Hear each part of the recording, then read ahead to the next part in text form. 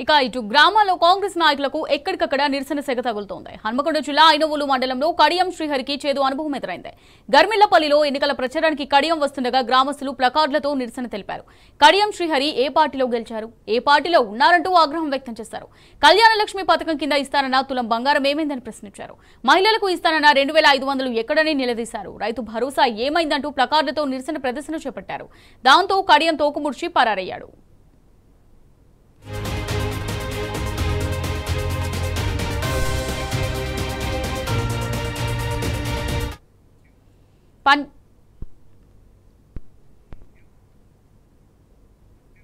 పంచాయతీ ఎన్నికల వేళ మహబూబాబాద్ జిల్లా కాంగ్రెస్ పార్టీలో వర్గ విభేదాలు తారాస్థాయికి చేరాయి. టీపీసీసీ ఉపాధ్యక్షురాలు ఝాన్సీ రెడ్డి కాంట్రాక్టర్ల దగ్గర కమిషన్లు దోచుకుంటోందని ఆ పార్టీ రెబల్ వర్గం సంచలన ఆరోపణలు చేసింది. ఝాన్సీ రెడ్డి అసలు ఇండియన్ సిటిజనే కాదని Thorrur PACS chairman Kakirala Hariprasad fire అయ్యారు. అసలు ఝాన్సీ రెడ్డికి కాంగ్రెస్ పార్టీలో సభ్యత్వమే లేదన్నారు. గ్రామాల్లో వరుసగా రెబల్ అభ్యర్థులను బరిలోకి దింపుతూ ఝాన్సీ రెడ్డితో ఓపెన్ వార్కు సిద్ధమయ్యారు.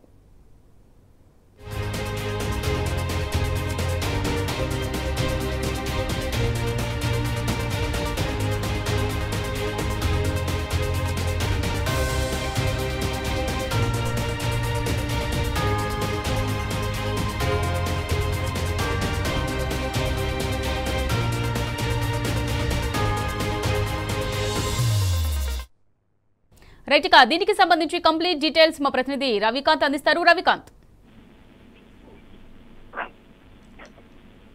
ప్రతిష ఎక్కడికక్కడ కాంగ్రెస్ నాయకులను గ్రామ పంచాయతీ ఎన్నికల ప్రచారం సందర్భంగా నిలదీసినటువంటి దాఖలాలు మొదటి విడతలో కనిపించినటువంటి పరిస్థితి. వర్ధనపేట ఎమ్మెల్యే కేఆర్ నాగరాజును ఎక్కడికక్కడ ప్రజలు నిలదీసినటువంటి సందర్భం. ఇందిరమ్మ ఇండ్లే కావచ్చు, యూరియా అందడం లేదన్నటువంటి అంశాలను వ్యక్తం చేస్తూ ఇటు రైతులు, ప్రజలు, మహిళలంతా కూడా నిలదీసినటువంటి పరిస్థితి.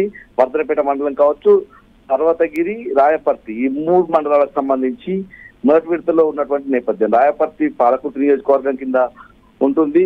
వర్ధనపేట నియోజకవర్గంలో భాగంగా వర్ధనపేట, అదేవిధంగా పర్వతగిరి మండలాలు ఉంటాయి. ఇవి వరంగల్ జిల్లాకు సంబంధించి మొదటి విడతలో ఉన్నాయి. కేఆర్ నాగరాజును ఈ 2 మండలాల్లో ఎక్కడికి వెళ్ళినా కూడా ప్రజలు నిలదీశారు, నిరసనలు వ్యక్తం చేసినటువంటి పరిస్థితి స్పష్టంగా కనిపించింది. మరోవైపు స్టేషన్ గన్పూర్ నియోజకవర్గ ఎమ్మెల్యే కడియం శ్రీహరిని కూడా ప్రజలు ఎక్కడికక్కడ నిలదీసినటువంటి పరిస్థితి. వాళ్ళ గొంతు నొక్కేసే విధంగా కూడా అక్కడ ఉన్నటువంటి కాంగ్రెస్ నాయకులు, కార్యకర్తలు, పోలీసుల వైఖరితో మనకైతే స్పష్టంగా కనిపించింది. పూర్తి స్థాయిలో ప్రశ్నించే గొంతులు కావచ్చు. ఇక్కడ ఏదైతే గ్రామ పంచాయతీలు అంటే వాళ్ళ గ్రామానికి వీళ్ళు వెళ్లి ప్రచారం నిర్వహించేటువంటి సందర్భంలో మా గ్రామంలో ఈ సమస్య ఉంది, మాకు ఈ పథకాలు ఇస్తామన్నారు, పథకాలు అమలు కావడం లేదని నిలదీసినటువంటి పరిస్థితి, నిరసనలు వ్యక్తం చేసినటువంటి పరిస్థితి. ఇందిరమ్మ ఇండ్లే కావచ్చు, యూరియాకు సంబంధించిన అంశం, పెన్షనే కావచ్చు, తులం బంగారం ఇస్తామన్నటువంటి హామీ కూడా కాంగ్రెస్ ఇచ్చినటువంటి తరుణం. ఈ అంశాలకు సంబంధించి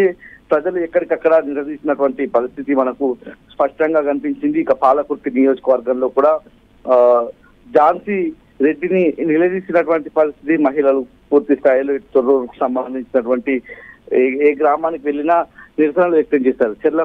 చెర్లపాలెం అనే గ్రామం ఝాన్సీ రెడ్డి సొంత గ్రామంగా ఉంటుంది. ఆ ఊర్లో కూడా నిలదీసినటువంటి సందర్భం అయితే మనకు స్పష్టంగా కనిపించింది. పూర్తి స్థాయిలో కాంగ్రెస్ పార్టీకి సంబంధించి పాలకుర్తి నియోజకవర్గంలో తిరుగుబాటు కూడా ఆ పార్టీకి సంబంధించిన నాయకులు ఝాన్సీ రెడ్డికి తిరుగుబాటు చేస్తున్నటువంటి వైఖరి. ఒకవైపు ప్రజలు నిరసనలు వ్యక్తం చేస్తా ఉన్నారు, నిలదీస్తా ఉన్నారు. ఈ క్రమంలోనే రెబల్ అభ్యర్థులను నిలబెట్టినటువంటి తిరుగుబాటు నాయకులంతా కూడా ఒక్కటే ఝాన్సీ రెడ్డికి వ్యతిరేకంగా మారినటువంటి సందర్భం అయితే మనకు స్పష్టంగా కనిపిస్తా ఉంది. పూర్తిగా రెబల్ అభ్యర్థులను కాంగ్రెస్ పార్టీ తరఫున నిలబెట్టినటువంటి సందర్భం చూస్తా ఉన్నాం. పూర్తి స్థాయిలో ఇటు ఎమ్మెల్యేలు, కాంగ్రెస్ పార్టీకి సంబంధించిన నాయకులకు నిరసనలు వ్యక్తం అవుతా ఉన్నటువంటి నేపథ్యం. ములుగు జిల్లా చూసినట్లయితే ఏటూరు నాగారం మేజర్ గ్రామ పంచాయతీకి సంబంధించి ప్రచారానికి వెళ్ళిన మంత్రి సీతక్కను కూడా అక్కడ ఉన్నటువంటి మహిళలు నిలదీసినటువంటి పరిస్థితి. ఎందుకంటే ఏజెన్సీ ప్రాంతంగా ఉంటుంది,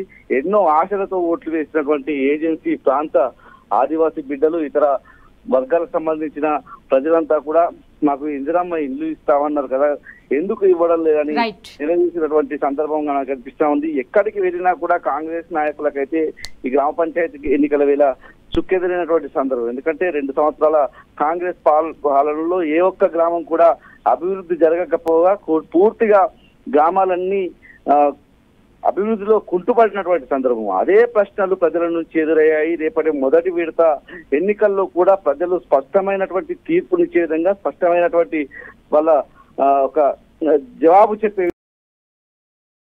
తీర్పు ఉండబోతుందని అయితే ఇప్పటికైతే అందరూ అనుకుంటున్నారు.